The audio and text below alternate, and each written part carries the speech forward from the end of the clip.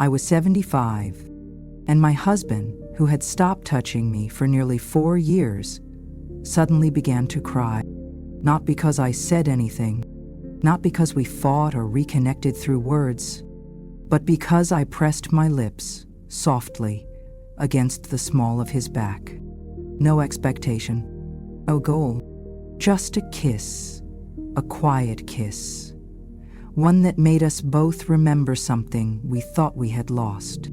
You see, this isn't a story about a steamy night. This is a story about returning to a part of yourself that you thought had gone silent. I used to think intimacy belonged to the young. I used to believe that at 60 or 70, the best we could hope for was companionship, that the flame had burned out and all that was left were warm ashes. But I was wrong. In this video, I want to show you what really happens when you stop trying to perform and start trying to feel. When you stop fearing that your body has changed and begin to realize that change is the very invitation. We'll talk about the places no one tells you to touch after 60. We'll explore the technique that helped my husband take control again, without pills, without shame.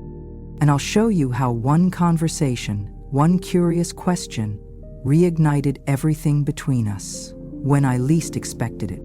So if you're over 60 and wondering if your body still has the capacity for intimacy, connection, and joy, let me promise you this: it's not too late. You are not broken. And what you'll learn in the next few minutes might not just bring back the spark. It might return a part of yourself you didn't know was missing. Stay with me.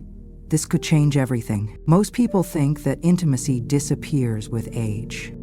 That after 50 or 60 or certainly 70, your body folds its hands politely and says, "That was a good run, time to retire." And the world around you doesn't argue. Ads go silent. Doctors stop asking. Friends don't bring it up. Even the language changes. You're no longer sexy, you're sweet. No one expects you to feel desire, least of all you. So you adjust. You tuck those longings into a quiet drawer. You stop wondering what it would feel like to be touched in the dark. And eventually, your body follows. Not because it's broken, but because no one has spoken to it in so long, it forgot it had a voice. That was me. At 70, I told myself I was done. Menopause had left things dry. My husband had started to retreat into himself. And I thought, well, this is what happens. We trade fire for friendship, desire for comfort. But what if I told you that's a lie? What if I told you the flame never really left? It just forgot how to flicker. The truth is, our bodies don't shut down with age. They adapt. They listen for new signals. They need different fuel, but they still burn. And the science agrees. Some studies from the New England Journal of Medicine have shown that over 30% of women and more than half of men over 70 remain sexually active. Not occasionally, not when it happens, actively. But here's what matters more. It's not just about physical acts. Music by the emotional aliveness, the kind that comes from knowing someone still wants to reach for you. And more importantly, so do you. What most people misunderstand is this: intimacy after 60 isn't a continuation of youth. It's a different language altogether. Where once desire roared, now it hums. Where once you chased speed, now you savor stillness. The skin becomes thinner, yes, but that also means it becomes more sensitive. A kiss on the back can do what hands never could. A soft stroke across the inner thigh can speak louder than moans. And yet, no one teaches us this. No one says, "Hey, just so you know, the map changes after 50. But the treasure's still there." Instead, we're left wondering if we've lost our way, or worse, if the journey's over. But let me tell you something I've come to believe with every fiber of my being. Desire doesn't. It waits. sometimes quietly, sometimes desperately, but it waits for permission. I didn't understand this until the night I reached for my husband's back with trembling fingers. But it wasn't meant to lead to anything. I didn't expect fireworks. I just wanted to remember the feeling of touch for myself. What surprised me wasn't the warmth of his skin. It was the way his breath caught, the way his body responded, as if it had been waiting too. I also didn't speak. He just turned his face slightly, eyes soft, lips parted, and I realized he had missed me. Not the me who folds laundry and refills the vitamins. The other me, the woman he used to undress slowly. The one who used to laugh mid-kiss. The one who asked, without shame, "Do you like this?" And in that moment, I realized we had never stopped wanting. We had only stopped asking. No one told us that the flame after 70 doesn't roar. It whispers. It whispers through skin that still remembers. It whispers through eyes that still seek. It whispers through simple gestures, warm hands, soft cotton, steady breath. And it's in those whispers that we find something even better than youthful lust. We find presence. We find choice. We find a kind of tenderness that only decades together can grow. So if you've ever believed the myth that sex disappears after menopause, or that your body's no longer beautiful, let me offer you this. The flame is still there. You might just be lighting the wrong match. You don't need loudness. You need permission. You don't need a time. You need someone, maybe just yourself, to say, "You're not too late." And then maybe, just maybe, you'll lean in one evening, press your lips to someone's back, and realize you were never done. You were just waiting to remember. I thought I was the only one, the only woman in her 70s, lying next to a man who had once made her tremble, now unsure whether to even reach out. The only one who felt ashamed for wanting. Again. But then, one evening, I told Judith. Judith has been my closest friend for over 40 years. We raised our kids together. We buried our husband's parents together. We've laughed over casseroles, cried over cancer scares, and shared every kind of womanhood there is. So why was I so nervous telling her that I had recently bought a little vibrator? My hands actually trembled. I whispered it like a confession in church. And then she laughed. Not at me, with me. She leaned in, eyes wide with delight, and said, "Took you long enough?" I stared at her, stunned. Judith, my quiet, dignified, red lipstick every morning Judith, had been exploring her body for years. She'd just never said anything. Not because she was ashamed, but because she thought no one else was doing it. And in that moment, something unlocked. She said, "Maria, we've been taught our whole lives to give, to care, to serve. But no one ever taught us how to receive, especially not after our breasts sag, or our bellies soften, or we forget the last time someone looked at us with hunger." She wasn't bitter when she said it. She was clear, certain, like someone who had fought her way through a long, confusing fog and finally seen sunlight. I went home that night feeling less alone. Over the next few months, I started noticing. Every time I mentioned touch, gentle, loving, even playful, someone's eyes lit up. Sometimes just a flicker.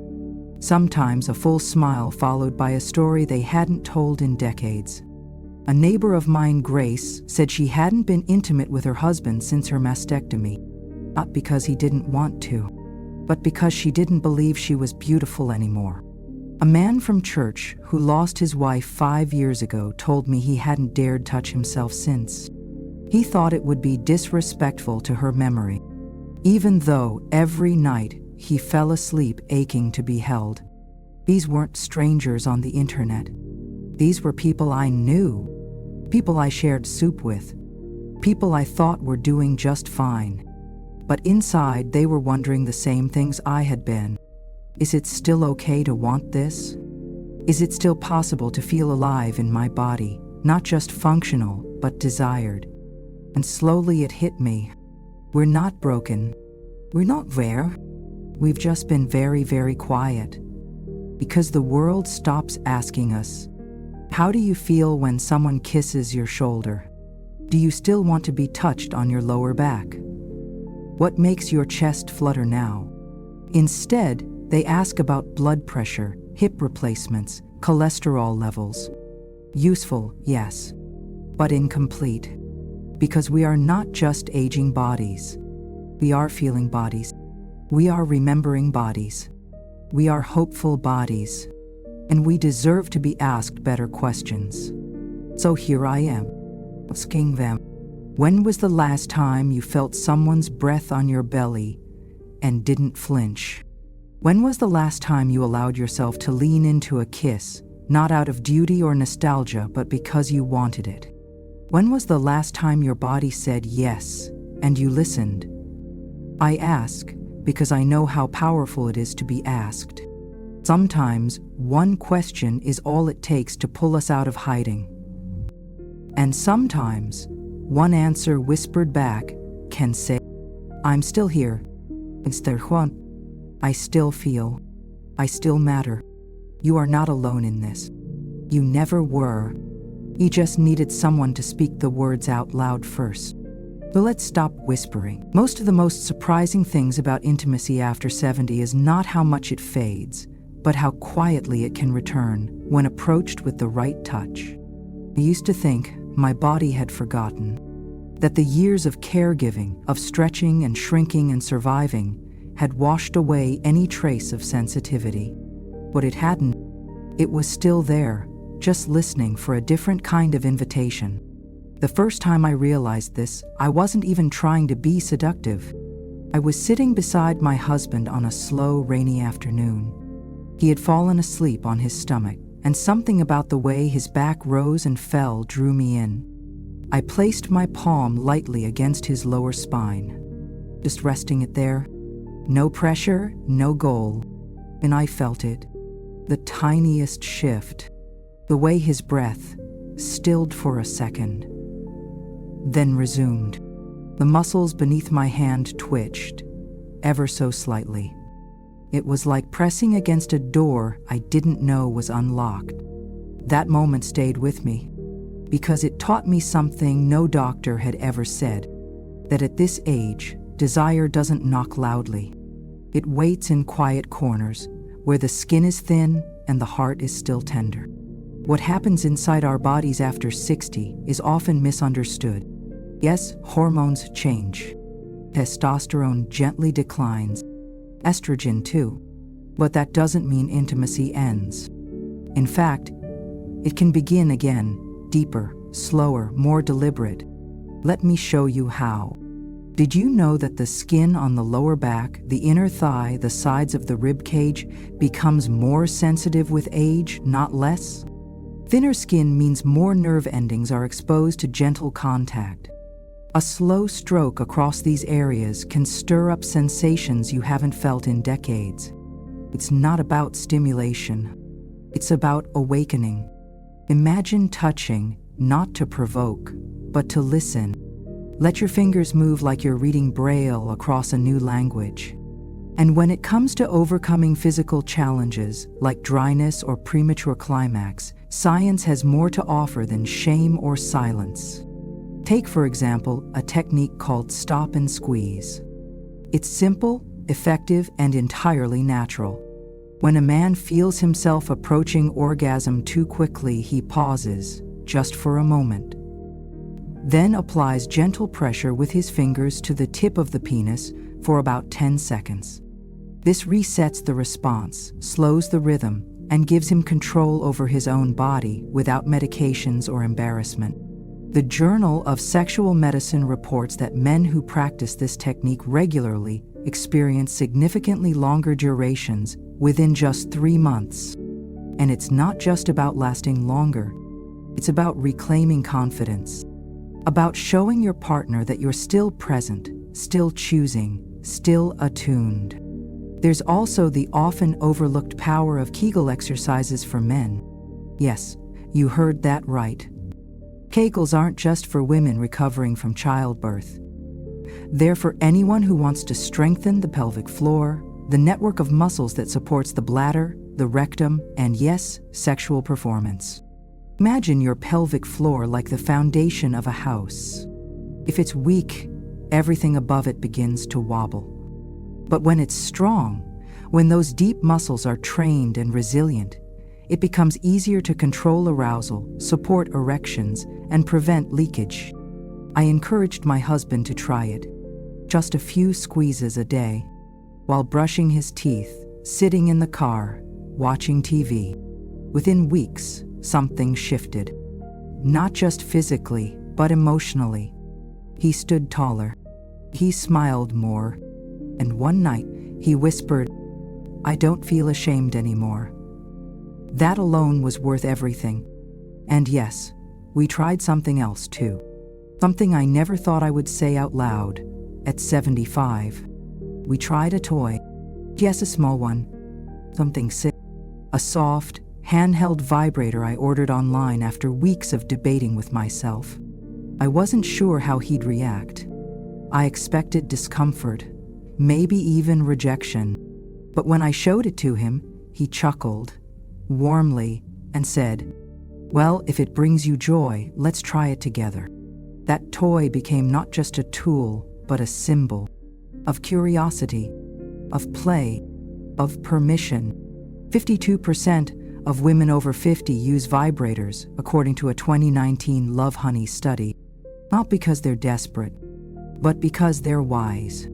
Because when you understand your body better, you stop waiting for someone else to wake it up. You start showing up for it yourself. And here's something else that surprised me. The more we communicated, openly, gently, without fear, the more alive everything became. We didn't need long speeches. Just simple questions. Do you like this? Should I slow down? Can I kiss you here? Each question was a gift. Each answer a door opening. No more guessing. No more pressure. Just exploration. And 82% of couples report greater sexual satisfaction through regular communication. It's not a coincidence. It's a reminder that touch begins with trust, that intimacy begins with, "Are you comfortable?" and that joy begins with a whisper that says, "Let's find out together." So if you felt unsure about trying something new, whether it's a technique, an exercise, or a small pink device that hums gently in your hand, let me offer you this truth. Your body didn't forget. It just needs a different kind of invitation. There's something that happens when you stop reaching. You convince yourself that touch isn't needed anymore. Think that comfort is enough. That silence between bodies is normal, natural, even. I told myself that too. Until one evening, my husband was sitting on the edge of the bed, facing away from me. His shoulders were slumped. He had just finished brushing his teeth, folding his sweater, and turning off the lamp. It was all so routine, so predictable, so quiet, and something in me couldn't take the silence anymore. I didn't say anything. I didn't ask for anything. I just walked up behind him and placed my palm flat against his back. Right at the center, he lifted his hand. Just a touch, no motion, no meaning, yet he froze. Not in fear, not in discomfort, but in something else. Something deeper, as if the air itself had changed. As if that one moment interrupted years of muscle memory that had forgotten what it felt like to be wanted. I didn't press. I didn't trail my hand down his spine. I just stayed there, present. And when he turned slightly to look over his shoulder, I saw something I hadn't seen in years. Vulnerability. Not the kind that makes a man weak. The kind that says, "I missed this, I didn't know how to ask." We didn't say much that night. But later, as we lay side by side, his fingers reached for mine under the covers. They did grip. Didn't eat still. And in that simple gesture, I knew we had crossed back into something real, something quiet but alive. Is he glistening? That's the thing about aging and intimacy. It's not the big changes that matter most. It's the small ones, the ones you barely notice. Like the first time you let your hand linger just 1 second longer than usual. The first time you ask, "Do you want me to keep going?" The first time you kiss someone's belly, not out of habit, but out of curiosity. We talk so often about spicing things up, as if intimacy were a recipe that needs more ingredients. But maybe it's not about adding more. Maybe it's about listening more closely to what's already there. So let me ask you something. When was the last time you touched your partner without any intention, without any script, without any need for an outcome? Not a hug, not a pat on the shoulder, not a peck goodnight. I mean a real, present, fully aware touch. A hand on the back, a cheek against the shoulder, a fingertip along the arm. Just because. Just to say, "I still see you." Have you done that lately? Has anyone done that for you? If the answer is no, it's okay. You're not late. You're just early to a new beginning. Because sometimes the most important question is not, do we still have passion? Are we still paying attention? So here's what I want to invite you to do tonight. Not next week. Not when you feel more ready. Tonight, find a moment. A quiet one. You don't need candles. You don't need music. You just need breath, presence, and the courage to touch. Maybe it's a hand on their back. Maybe it's a kiss on the spine. Maybe it's a whisper. But whatever it is, let it be simple. Let it be honest. And let it be the first note in a new conversation. You don't have to ask for anything in return. Just notice what shifts, what softens, and when it does, don't run, don't apologize. Stay. Because one hand on a back can be a bridge, and one moment of stillness can be a homecoming. So what do? After you've remembered the flame is still there? After you've felt that flicker? After your body whispers, "I'm ready to feel again." You don't need grand gestures. You don't need to become someone new. You just need small rituals. Gentle, repeatable, rooted in presence. For me, everything changed when I stopped waiting for passion to appear and started building a rhythm that invited it back. Let me share 3 small things that truly reshaped my intimacy. Not in theory, in real life, in a quiet home. On ordinary days, at age 75, the first thing I did was touch without purpose. Every morning, I made a habit of reaching for my husband. Not sexually, not even romantically, just humanly. A hand on his back while he boiled water for tea. Fingers on his forearm as I passed him the newspaper. A small, open palm resting on his chest while we watched television. These weren't suggestions. They weren't tests. They were reminders. Touch that says, "I still recognize you." After a few days, he started reaching back. And when our bodies started to respond, it felt less like surprise and more like coming home. The second thing was something Judith taught me. She called it her 3 squeezes. Every time she finished brushing her teeth, she'd take 10 seconds to do Kegel exercises. Not dramatic ones. Just simple squeezes of her pelvic floor. And no, this isn't just for women. Men have pelvic floors too. And when those muscles get stronger, so does blood flow, endurance, and control. I watched my husband go from skepticism to curiosity to pride.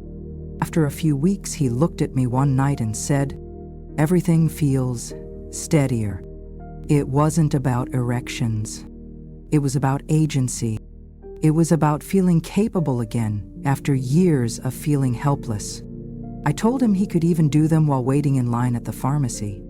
He winked, and now, every time he lifts his eyebrows at me in the grocery store, I know he's squeezing. It's our secret. And the third thing, the one that surprised me most, was this. We started asking better questions. For years, we had tiptoed around the subject of intimacy. When things didn't work, we'd go quiet. When one of us pulled away, the other pretended not to notice. But one day, while folding laundry, I asked him, "How does your body feel these days?" Not as a joke, not as a code, just a real question. He paused, then said, "Oh no, no one's asked me that in a long time." And so we kept asking, "Do you still like to be touched here? Does your body feel better in the morning or evening? Are there things you've wanted to try but haven't said out loud?" These weren't interviews.